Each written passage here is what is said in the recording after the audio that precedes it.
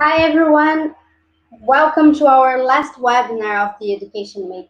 I'm Barbara Lotierzo, I'm the Head of Education for Latin America and the Caribbean, and I'm really pleased to be here with you today. It has been an amazing couple of days. We were able to hold several relevant discussions around the skills for employability, potential higher education partnerships through transnational education, and also discuss more about English language and the quality to English language teaching and teacher training. It was amazing to see you guys so engaged. It was amazing to hear some of your questions and some examples that you put in the chat. I would like to ask you to keep this engagement going. Please let us know where you are watching us from and any questions you might have. Today is our last session, but that doesn't mean that you cannot be in touch with us. We will post throughout the session our email address. You can connect with us, share any questions you might have, and you can also follow us on our official page. There you'll find more information on the UK experience in education as well. And today, I think it's one of um, the most interesting issues for us to discuss this week and a hot topic throughout the last year that is using technology during those challenging times. So we will talk a little bit about innovation and how to use innovation to face disruption and how technology can be an ally on that. So we will hear a little bit from our specialist back in the UK, and from TTS and PixMinds about the BBOT. But today, Larissa, my colleague based in Brazil, will walk you through these presentations and share questions and any information with you. I will hand over to Larissa and be here following live everything that you comment on the chat. And see you in the end of the session and hope you enjoy. Thank you so much, Larissa, for joining. Hi everyone, thank you, Barbara. This has been an incredible week, and it's a pleasure to be here today discussing how technology and innovation can support learning, especially during these challenging times where many schools in Latin America remain closed. So, for today, to share their knowledge and experience on EdTech, we have a couple of great speakers that I'm going to introduce you to you right now. So, the first one is Vipul Bhargava. Vipul is the CEO of Guild Education and works as international schools, education technology, and early years specialist at the Department of International Trade. In his role, Vipul works with leading British education institutions to help them expand internationally. Prior to this, Vipul served as Global Vice President at Education First, where he helped grow an online language learning business across Latin America, Europe, Middle East, and Asia. Vipul's experience also includes heading strategy and corporate development for RM Education, a UK-listed education technology business, and a strategy consultant with Maracom Associates in London. Vipul holds a BA MBA from London Business School and undergraduate degrees in mathematics and computer science. Welcome, Vipul. Thanks, Larissa, and welcome everybody. I guess you're from all over the world, so I don't know which language to speak in. So I guess I'll just continue speaking in English for now. But it's it's great to be here. As Larissa said, I've been in EdTech for a while, and in fact, having done work in Mexico and Brazil, which I guess are the two countries where we have a lot of speakers from. So I can talk a little bit about what's happening in EdTech world, what's happening in the UK. So I do have some slides which I want to just take you through. So, but just very quickly, I guess you already know about Department for International Trade. But if you're looking at the UK, I just wanted to sort of cover some of the themes that are that were taking place in the UK, sort of pre-COVID. So there's almost pre-COVID and post-COVID world, and I wanted to cover both of those, right? So in the pre-COVID world, a lot of talk in the UK over time has been around edtech efficacy, right? So it is proving that technology actually works in schools and universities, etc. So moving away from technology for technology's sake, right? We saw projects such as Educate, EdTech Impact coming into the UK. EdTech Impact, for example, is almost like TripAdvisor for EdTech. So EdTech providers list themselves on EdTech Impact. Schools trial their products and then leave reviews for them. And then other schools can read those reviews and then use those appropriate edtech products. The biggest challenge, as you know, as you know, in edtech is there are a vast number of products, and schools are constantly being sold to. So what EdTech Impact and all EdTech Efficacy was doing was sort of ensuring that schools aren't just deploying a solution. It costs them time, it costs them money. So it was all around the efficacy, and there was a big theme in the UK around that. The other theme in the UK was around reduction of teacher workload, right? So how do you reduce teacher workload? And this has continued even post-COVID. In fact, if anything, has become more important with teachers being asked to do more and more, right? So the Secretary of State, which is like the Ministry of Education here in the UK, talked a lot about how do you reduce this teacher workload, right? We don't want just another physics product, a maths product, a science product to come in. How does it actually save teachers time so they can focus on teaching better and focusing on students who are perhaps being left behind? So what we saw in the UK was a lot of edtech products started to align themselves around this. So when you went into a school, you just didn't say, hey, this is a great product. You sort of went in and said, this is how my product can actually help reduce your teacher's time. This is how it takes away some of the mundane tasks that the teachers do, and the product can take it away.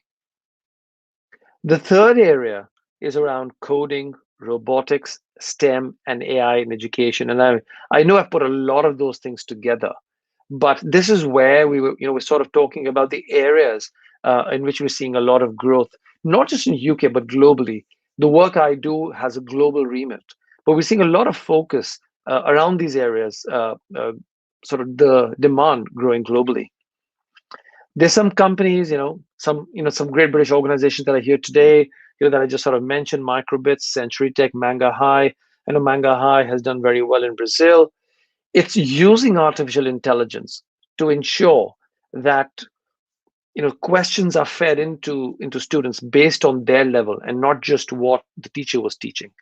When I was in school, very, very long time ago, teachers would just teach all the students, irrespective of their ability. The teacher would just talk because they didn't have a mechanism to understand what the level of the students was. And some of these innovative companies, what they're doing is they're making sure that the product understands where a user is and automatically adjusts based on the level of the student. There's also a big drive from the Department for Education on EdTech. UK published in 2019 its EdTech strategy. So we actually have an education technology strategy from the Ministry of Education, which was really great to see. And we sort of updated something called our international education strategy, in which EdTech again is quite prominently mentioned. Next slide. So what are some of the challenges that are arising out of COVID, right? So some of these challenges existed even before COVID, but COVID has just made them bigger, right? And I quite like this diagram. It almost looks like coronavirus, right? And so these are some of the key themes that we talk about, right?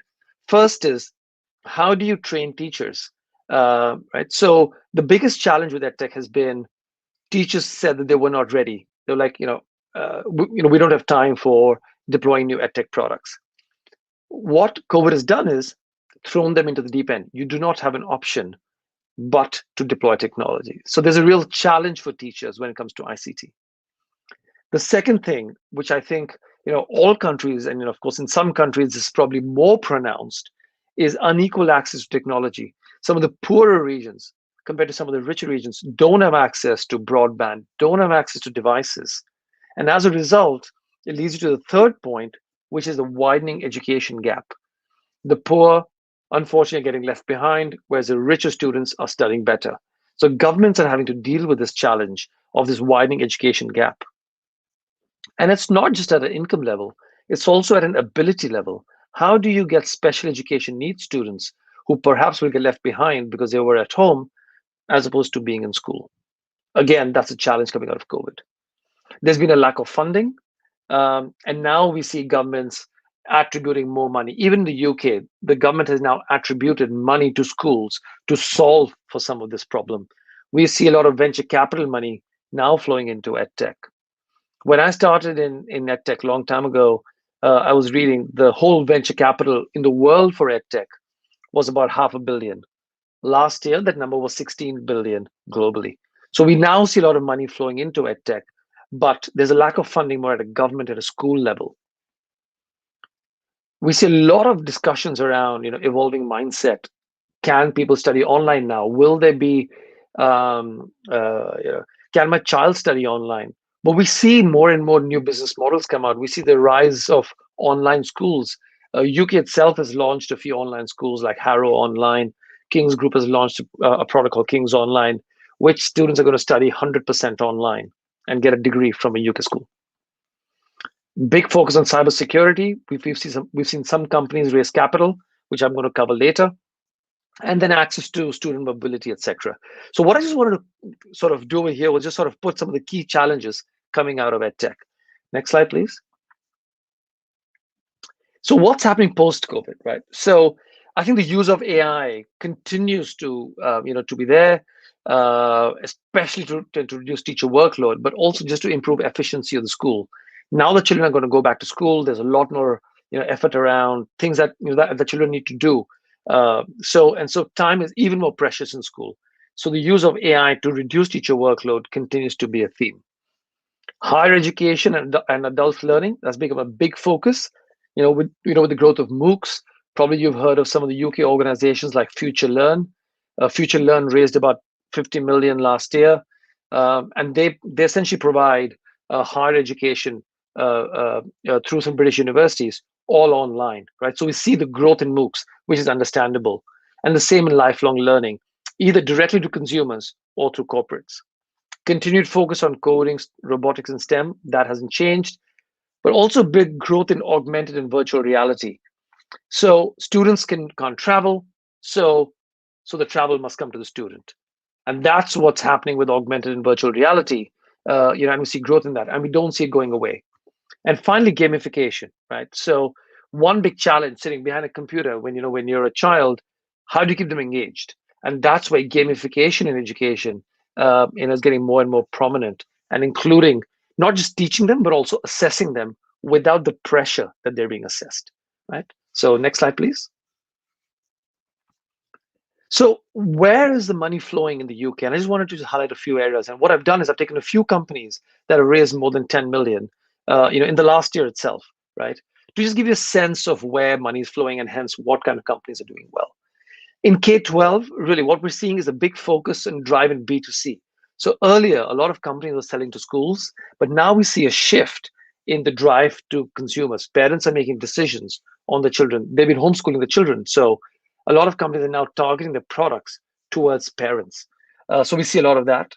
We see video content. Both Azumi and Marco Polo are making video content that is beamed through television. We see continued growth in CRM, etc. And we see focus on STEM. Mel Science is a great example, right? And I think we have Twig as well with us, right? So what they do is they provide science kits to kids at home, so they can provide science experiments. Again, a B2C model compared to a B2B model. Next slide. So this is where we talked about Future Learn, but we also see funding in higher education for removal of textbooks. So move from textbooks to ebooks. We see Bibliu and Perlego is another company. They raised about 9 million. That's why they're not here. But this is where you move away from thick textbooks and have more of a Spotify SaaS model for textbooks, right? And finally, inclusive learning. We talked about not having inequal access to education just because of ability. And so hence we see a big focus on inclusive learning as well. Next slide. Well, I'm almost out of time. And finally, we have cybersecurity. We already talked about that. Adult learning, that's going to become big. With unemployment going up, how do you constantly learn to ensure you stay relevant and focus around corporate training? So Coach Hub is a great example. If you want a coach for your employees, you go to Coach Hub and you have coaches on demand who can then train your employees, right? So they've raised a lot of money. So I just wanted to cover 3 themes: schools, higher education, as well as corporate and adult learning. Themes around EdTech, but I look forward to the rest of the conversation today. I think the next slide has my email address.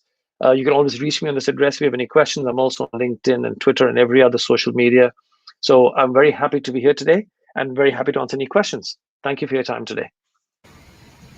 Thank you so much, Vipul. It was such an interesting presentation to have an overview of the benefits that EdTech can bring, not only to schools, but mostly to teachers, how they can support their work, diminish their workload, and have more efficiency and efficacy in the process of learning. It was also really interesting how we can see the technology can be a part of every step in education, in schools, in higher education, but also when we think about training. So thank you so much for this presentation.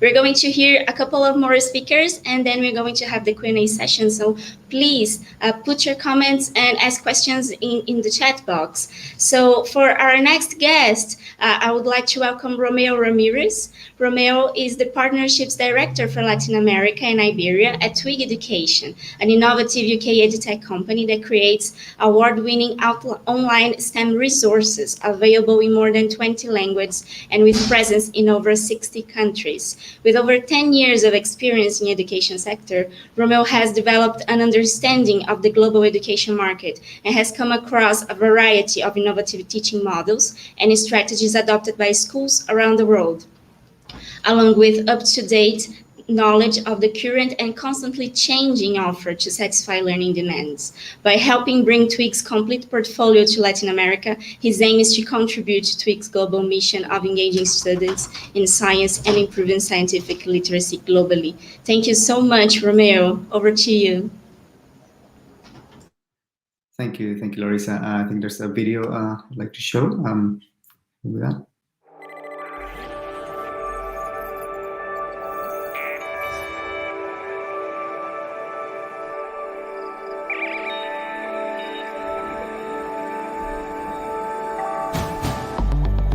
We all know the rules.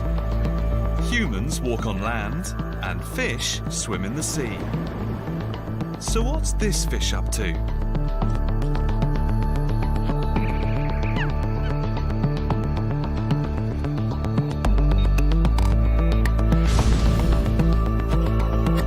Although the Earth's surface may seem very static, it's actually moving. If more and more magma gathers, the pressure grows. Until finally... It takes 1 million of these droplets to make one raindrop.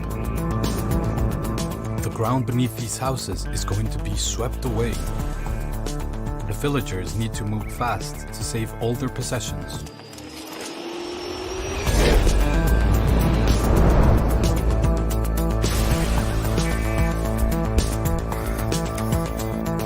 The population is increasing by more than 2 people every second. Global biodiversity is decreasing rapidly. Our planet is now surrounded by pieces of litter, otherwise known as space junk. As the universe got bigger, stars began to form.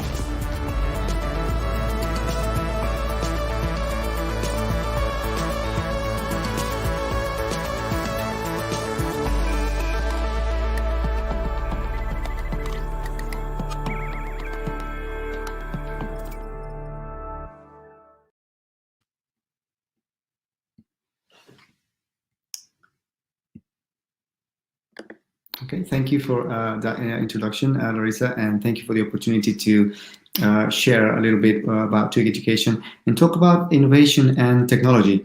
So let's talk about disruption. So for many years, schools, governments, policymakers, education and technology companies have been talking about digital transformation, online learning, hybrid learning, virtual platforms, but never really took the big and decisive step. The pandemic came to drastically accelerate this process, whether we like it or not. By April 2020, almost 1.5 billion students in 165 countries were affected by school closures. Teachers had to quickly adapt. They started doing asynchronous learning. We came across some real problems, such as poor infrastructure, connectivity issues, which affected the continuity of learning. And of course, there was a lack of digital readiness. This was visible at all levels of education, teachers, parents, whole school systems, and some students as well. Unfortunately, this came with a huge amount of stress for teachers, school administrators, education leaders, parents, and ultimately students. So we all realized that we needed to embrace change and use it as an opportunity to innovate. And technology has become a real lifesaver for the entire world in terms of to the level of educational systems, to the level of countries. So basically what we had to do is just change and innovate. So how, yes? Romeo, sorry to interrupt you, just to let you know that we can't see your screen. I'm not sure if you're sharing it. Okay, let me do it again.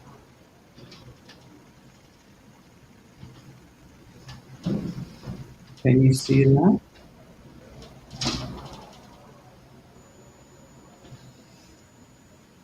No, I can't. I can see if we can share it for you, maybe. You can keep going and we can try to fix this. Okay, maybe if Patricia can help me share the presentation, share the screen, and then I'll just do the presentation. Is that all right?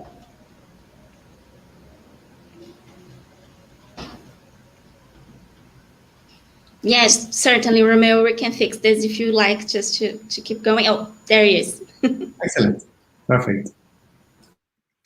Okay, so yeah, I'll just keep going. Well, I was talking about, the disruption, and really this disruption made us have to change, have to adapt, have to innovate.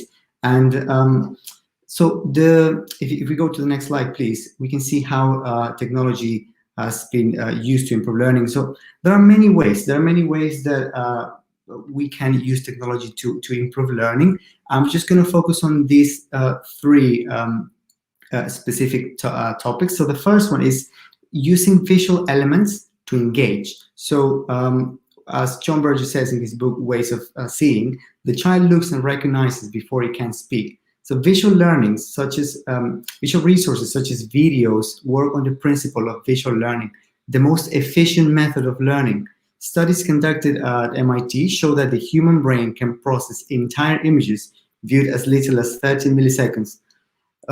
Good job, we have more than that time in class to actually make use of these visual resources. So by using images, short videos, and other visual resources, we can spark a conversation. We can retrieve background knowledge. We can explain a topic or a concept and eventually make your life easier as a teacher. Also, I'd like to draw your attention to passive versus active learning. So students remember 10% of what they read. However, they can remember up to 50% of what they see and hear, and up to 90% of what they say and do. So by using technology, we can make learning fun, engaging, we can make it effective. And instead of delivering just a unilateral lesson on Zoom, which is the wrong way of using technology, use this time and technology to interact with students by using films, games, quizzes, video creation, and other project-based learning. You can encourage debate. You can spark a discussion. You can use hands-on activities to actually get your students to deliver something, to use the active learning to demonstrate their knowledge and understanding of a topic. And we also have to be very, very aware that we need to ensure our sources can be trusted. Yes, there is so much content out there. You can go to YouTube, you can go to a number of different websites and download resources to help you teach your lesson. However, it's not uncommon to be overwhelmed by the amount of inaccurate, useless, or even potentially harmful content that can be found online. So always make sure to check who the author is and the pedagogical evidence behind it, by making sure that you find suitable content for the audience you're addressing your lesson to, that is appropriate to their age, appropriate to their language, and also relevant to their day-to-day, because you want to make it meaningful. You want to make learning matter, and by this you can impact their actual education. And of course, you will get this by having resources from reputable entities. So if you do that, then you can make sure that the content you will have will actually make a difference and will be the appropriate for your students. Can you go to the next one, please? So how video supports teaching? Well, there are many ways video can be used in the classroom. So among others is the visual learning. It's good for accessibility. It's good for cross-modal learning. It's brief and it's adaptable and also versatile. It creates engagement for the students and also helps you adjust it to students with special needs. And ultimately, it just makes learning more fun. If we go to the next one, so we'll see there is a wealth of evidence of the benefits of using video content in the classroom. I won't spend too much time outlining this specifically, but just to draw your attention to research which shows that incorporating video content improves student engagement and achievement levels in exams, as well as a great number of other pedagogical benefits, such as supporting teachers to effectively deliver a concept, teach a science curriculum, by increasing interest in lesson content and facilitating understanding among students, helping overcome literacy barriers and encouraging language acquisition, which is, I believe in Latin America, is huge because it gives you the opportunity to explain a concept that otherwise, by not having the right vocabulary, you couldn't do. And of course, supporting different ability levels and long-term memory. With images, you can explain concepts in a much better way than just by reading, and you'll do it in a much less time in a more effective way. So, introducing Twig Education for you. We are an edtech company based in the UK, which provides world-class content created by top partners such as Imperial College London and Stanford University. And also we have footage from companies such as BBC and NASA. We are more than just video. We do have short films, more than 3,000 films enhanced with lesson plans, games, quizzes, and interactive activities, also providing strong teacher support. Our platforms are very flexible and are delivered in a lot of modes and devices, and they can be used either for hybrid learning or in an asynchronous mode. They can be used as a supplemental to what teachers are doing in the curriculum or as a core curriculum program. And last but not least, we do incorporate a lot of real-life STEM skills. So students are introduced to STEM careers, planting the seed to become the future scientists and the future engineers. And by this, we guarantee that students are exposed to a number of topics that are important to them to know, to be aware of what's happening out there globally. Some research it has backed up what we have been doing for years. This is just a couple of quotes from a study from the University of Glasgow and Lancaster University that tell us that Twig has helped more than 97% of teachers who found that teaching with Twig helped them teach more effectively, and using Twig in the classroom helps students improve their understanding and also improving their tests in scores than what they would have done with a textbook alone. We are also supporting education globally. We have been working with a number of ministries of education and educational companies around the world by incorporating our video content and our lesson plans into different platforms, either managed by the ministries of education of countries such as Spain, Uruguay with Plan Ceibal, Colombia, Chile, United Arab Emirates, and a couple of provinces in Canada as well, Iraq, and other parts of the Middle East, as well as with the Department of Education in the UK with BBC Bite Size Daily. So we have supported a lot of this online learning that has been happening over the last year, as well as other innovative approaches to education that came as a result of COVID-19, such as Televisión Educativa by CEP in Mexico, or the Iraqi government as well. And just to finally, I would like to leave you with three points, just as food for thought in terms of the what innovation really means. Okay, yes, it's interesting knowing about how technology can help you innovate. But innovation is not just about technology. Innovation is also a change in attitude. It's a change of mindset.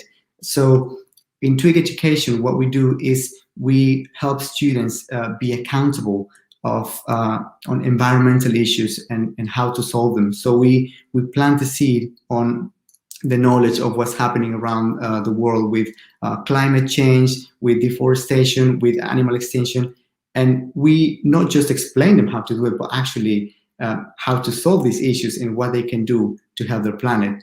In the end, we teach them the importance of science by creating the next generations of scientists and engineers. And last but not least, gender equality. Everything we do has diversity included in it. We are encouraging women to become more involved in STEM, and by creating our programs, by including STEM professionals, but by both genders in our programs, we are encouraging them to realize that there is a world of careers, STEM careers out there that they can be involved in. And we hope that you think similarly. We hope that you are also you also put importance in all of these topics, because yes, we can use technology to innovate, but if we don't change our mindset and our attitude towards what's happening in the world, then there's only so much that technology can do for itself. Well, thank you. That's my contact details and more information about Twig Education on our website. Feel free to contact me as well. And thank you, Larissa, for the opportunity.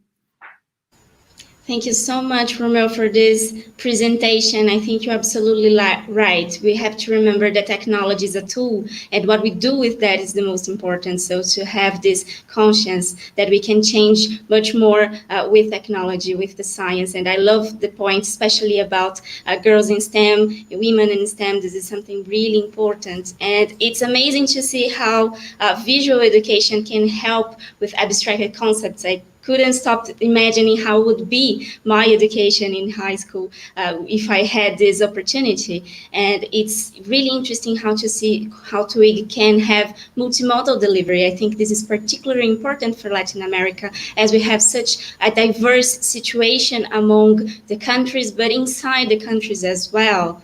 And congratulations for the work. Thank you for this presentation. And let's see another case study of a very interesting UK company. So I would like to introduce you to Lucy Norman and Angela Maria. They are from PixieMind and TTS. So Lucy is the head of distributors on Europe and Latin America at TTS Group. She has a CPD qualification in leadership at University of Leicester and a BA double honors from University of East Anglia. And Angela Maria Valderrama is an education technology entrepreneur for kids. She holds a master in education and bachelor in business administration from Sergio Arbodella University in Colombia. So welcome you both. Thank you for joining us. Over to you. Thank you. Thank you very much.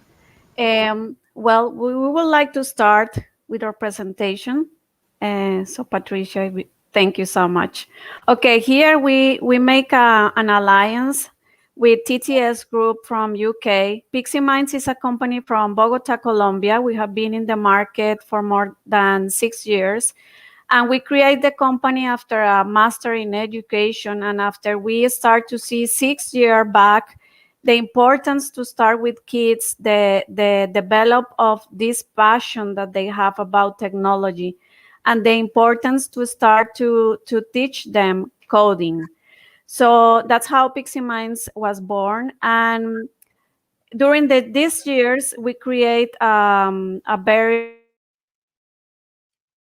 group of people passionate about these technologies. We have mechatronical engineering, we have teachers in technology, and that help us to build all these pedagogical materials to teach them from different ages. We start since 6-7 years old, and we have a junior also materials to teach.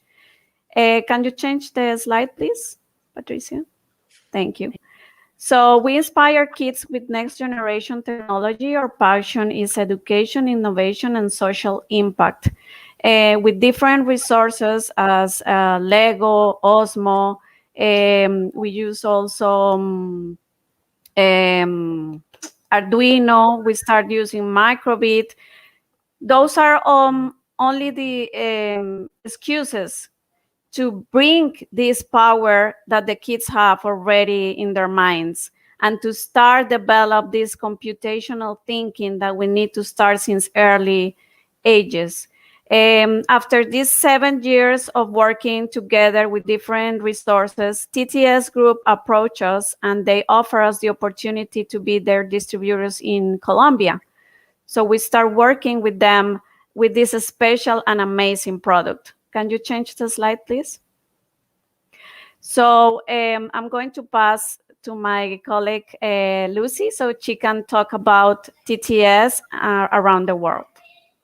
Thank you, Angela. Thank you, Larissa. And good afternoon, everyone from the UK.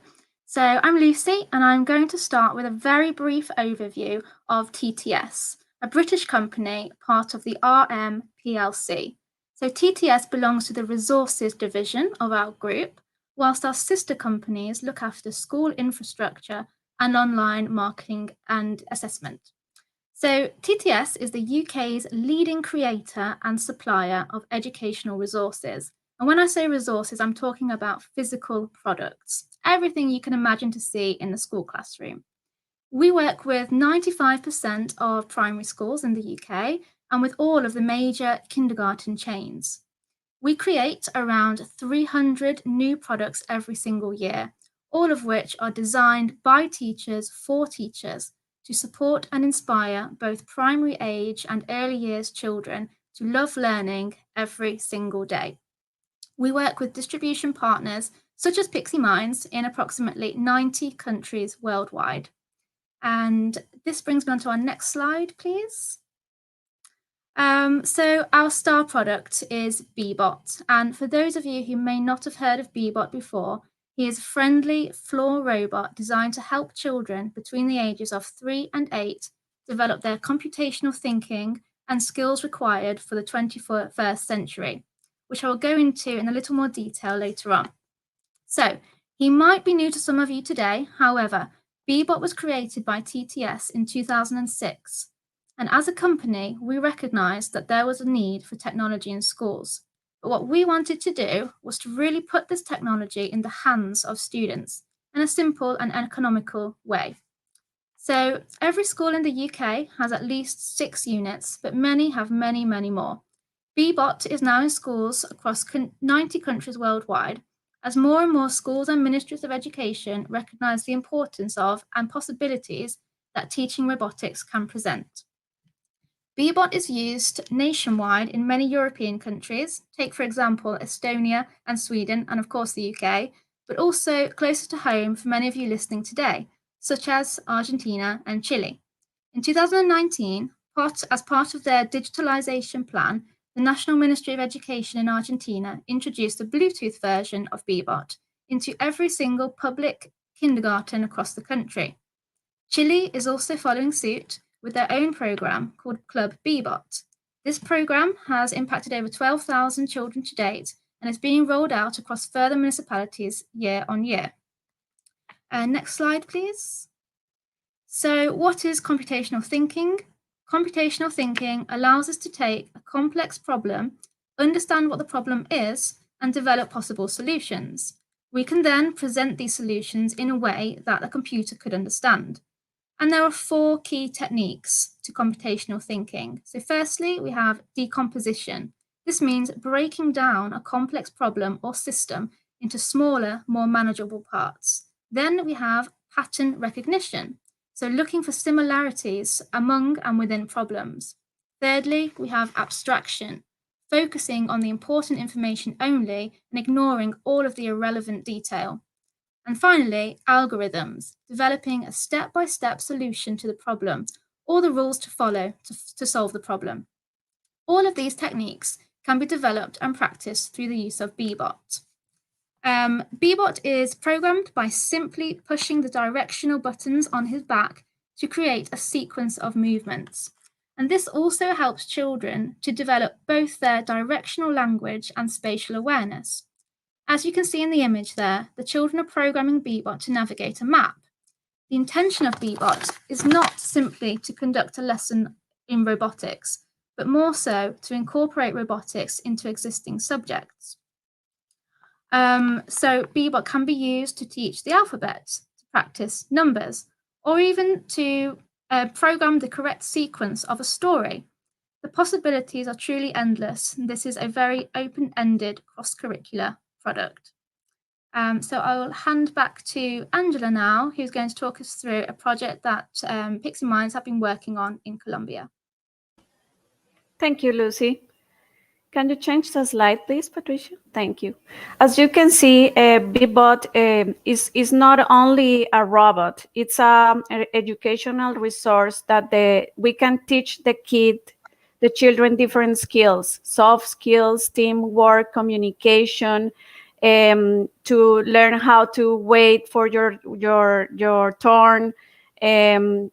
Next slide, please, because there I have problem solving, teamwork, laterality, empathy, rules and norms, and communication. So we can develop, not only start to teach them concepts of coding, but also develop the different soft and different skills that they can do playing with the Beebot.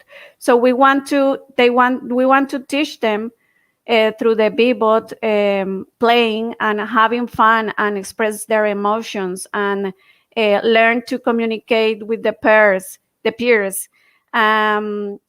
That's how we thank you for the international cooperation of the Embassy of UK. We start knocking doors in the educational ministry, and can you go to the other slide? We start a proof of concept project during the pandemic, during this closing of schools, and thank you for that. We make a teacher training for more than 36 teachers of 2 different cities in Colombia that we wanted to make the approach. We give the material, we give them the Beebot, so we can do the training virtually.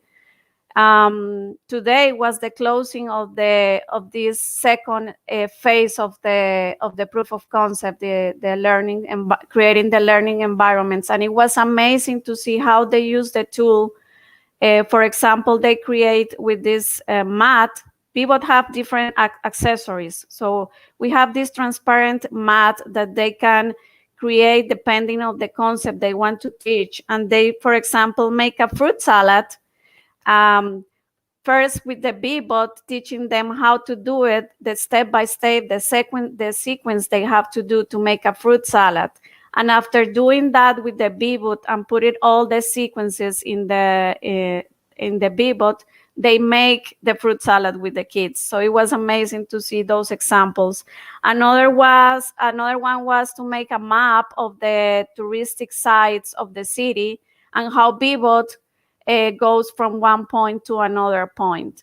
So as you can see, we can teach different things to the kids. Also bilingual. The Beebot has a microphone that you can record. For example, if you go front, or if you go to the right, or if you go to the left, it will continue to tell you like front, right.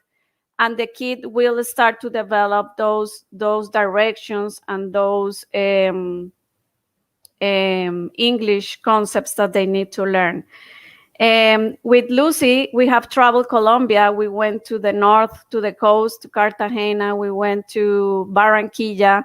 And it was amazing to see how the kids start to learn these concepts. They can talk to you about algorithm. They can talk to you about sequences, about debugging, about that it's okay to make mistakes, that it's okay to be frustrated, but only with the Beebot, playing with them, they start to develop all these skills. So it's been an experience. We want to impact around 1,000 children with this proof of concept with the Ministry of Education in Colombia. And we are right now in the phase 3. Some of the schools are opening. So the idea is to go there and see the implementation of all the training we give to the teachers, and see the results. So it's been hard doing virtually, but the people from the ministry is very happy about this resource and this robot that we can use in the early childhood to develop the computational thinking. The next slide, it's some of the schools that in 2019, we started the relationship with TTS, and how it started to grow fast, the interest of different private schools to get the tool, to get BBOT. So it was a great experience, but as many in 2020, everything was closed and stopped, but we continue working. And in this project with the ministry, we are very happy about it, and we will see how it goes in this 2021. In the next slide, you can find the different competencias, I don't know how to say that in English, of the 21st century, and how BBOT can develop all those skills that we want to teach the kids. And if we can do it from preschool, that's another thing that we didn't tell you. The BBOT can be used since 3 years old, 4 years old. We can start playing with them to develop this computational thinking. In the next slide, it's some of the companies that we have been working, and some of the alliance that we have with some companies to develop these skills with kids and to work together. I think right now in these times, that's what we need to do, to make alliances, to make synergies, to work together and try to keep working with the kids. Thank you thank you very much for the invitation. Thank you, Angela. Thank you, Lucy, for this presentation. It's really great to see how the solution is so connected with the future skills that we're going to need. Not only computational thinking, that is something that we all need to have, because we are living in a world that it has a lot of computer, a lot of applications, and we need to know how these things works. But also in terms of soft skills, that is a technology that this product also helps children to develop. So congratulations on your work.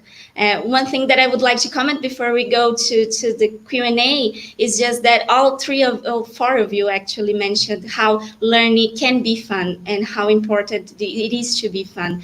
The stereotype of being in the classroom and being boring is something in the past. I hope that future learning can be fun, so it can be more effective. So going here through the questions, we had some doubts about artificial intelligence. And how this can help on personalized education. So we have a question here for Alan Borges. What are your point of view of IA applications for personalized education? Do you have any case to talk about?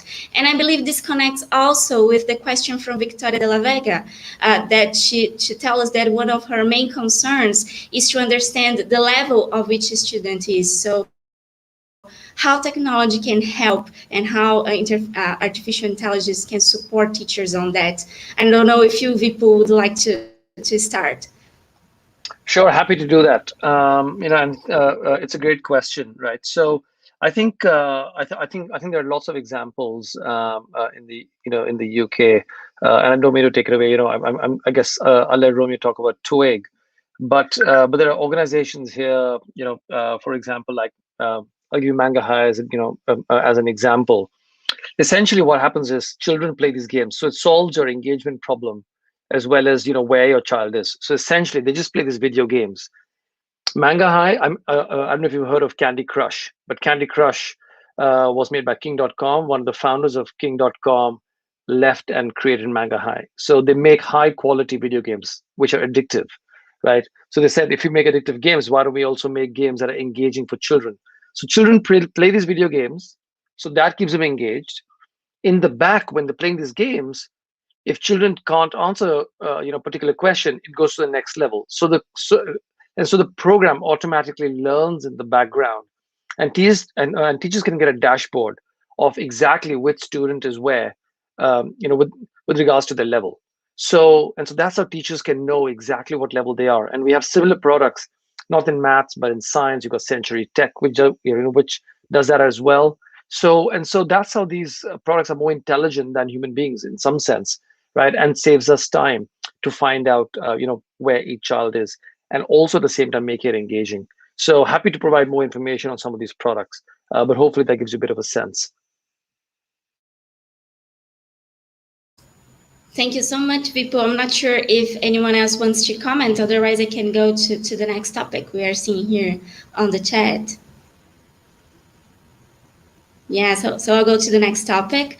I'm seeing here the question from Marisa Porto. She's commenting about how that we can make this planning, teachers can make this planning of integrating EdTech and traditional ways of teaching and maybe textbooks. Romeo, you mentioned that Twiggy has videos that they can be the core curriculum, they can something that support the curriculum that the school is implementing. So it would be wonderful to understand how teachers can do that, how they can combine a more traditional way of teaching with EdTech. Sure. So it's important that we always put the student at the center. The student should be always at the center of what we do. And like you said, yes, we have to plan and we have to create all these lesson plans in order to align to a certain curriculum. However, we need to understand what is the best way to engaging the students and what is the way that we can, what type of resources can we use in order to complement what they are seeing in the textbooks. Like I mentioned, like some of our platforms, they are used as supplementals. So what we do is we work with ministries of education in order to align our content, our more than 3,000 videos, to existing curriculums in many countries. So we currently have more than 20 curriculums, such as the IB, UK curriculum, Australia, India, and some other countries. So what we do is basically we align all our videos to sort them in a way that is going to be relevant for each specific country or specific curriculum. So they can first focus on the curriculum films and teach the core structure of a program.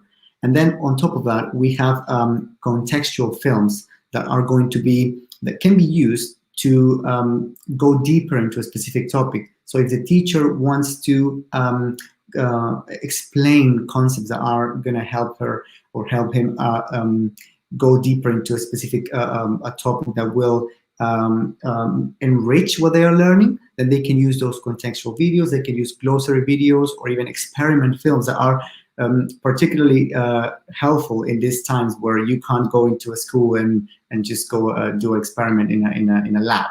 So to go a little bit more about what they ask, I think it's about making it meaningful for students, making it in a way that, yes, they will have to follow a specific curriculum that's mandated by the Ministry of Education, but how they can complement that with resources that are aligned to that. And like I said, at Twig, we are already doing this, and we are adding more and more curriculum alignments in the next couple of months, and specifically in Latin America as well. Thank you. If anyone would like to comment as well. So moving on to our next question. So Vipul, you mentioned that STEM is always a high topic that everyone has interest in on STEM. And Alan Borges asked, on a STEM area, how do you guys see the micro-learning and nano-degree approaches?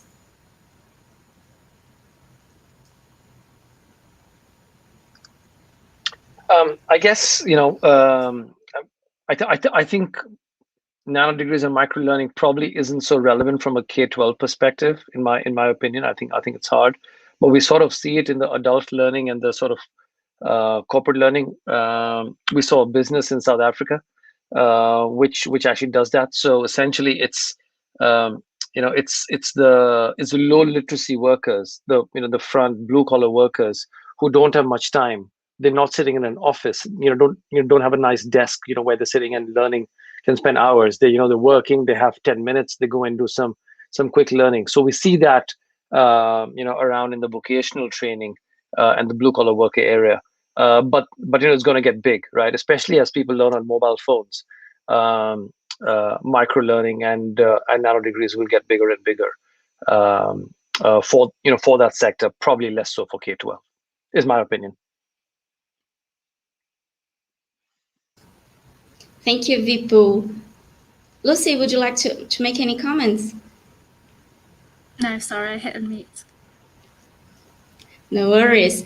So we're having a lot of comments here on the chat box. Some people saying that they trying gamification, they're trying to use some technologies in their environment. This is something really great. And just to let you know that we'll put our contact details here on the chat so you can get in touch with us, and then we can start a conversation after this webinar. I'm seeing here also Berta Larios commenting on agreements with governments. So as Romeo and as Lucy mentioned, Angela as well, all these companies usually work with governments in Latin America. So we would be more than happy to connect you all and start conversations on this. So I'm not sure if anyone has any other questions or final comments. Maybe we can just finishing it and coming to the closing remarks.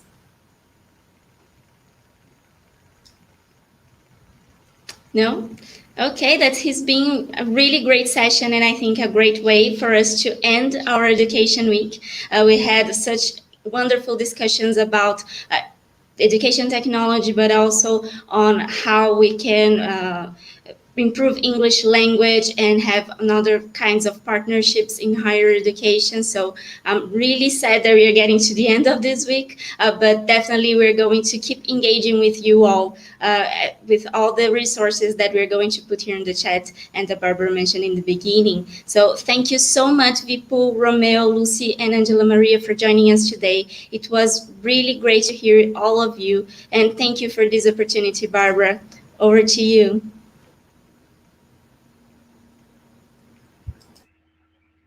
No, thank you so much, Larissa, and all of our speakers today. It was an amazing session and lots of food for thought when we look at technology in this new context and all the challenges. Really amazing to have you guys joining. Thank you so much for those insightful presentations and comments. And thank you for you that's following us, that stayed with us throughout this week, and for your questions. They are very, very valuable as well. We are hoping to keep in touch with you and to explore ways on how the UK can work together with Latin America and the Caribbean as a whole. So you'll find our email address in the chat box. You can get in touch through there. And also we will upload in our page the webinars and presentations that you had throughout this week, so you can keep this information with you as well. We are looking forward to keep working with you throughout this year. Look out for our activities. We are always planning webinars and other types of engagement in the different streams of education, including higher education, education technology, technical and vocational learning, and English language training. So please do follow us, and we hope to be in touch very soon. Thank you so much for joining. It's been an energizing week. Speak to you soon. Thank you. Bye-bye.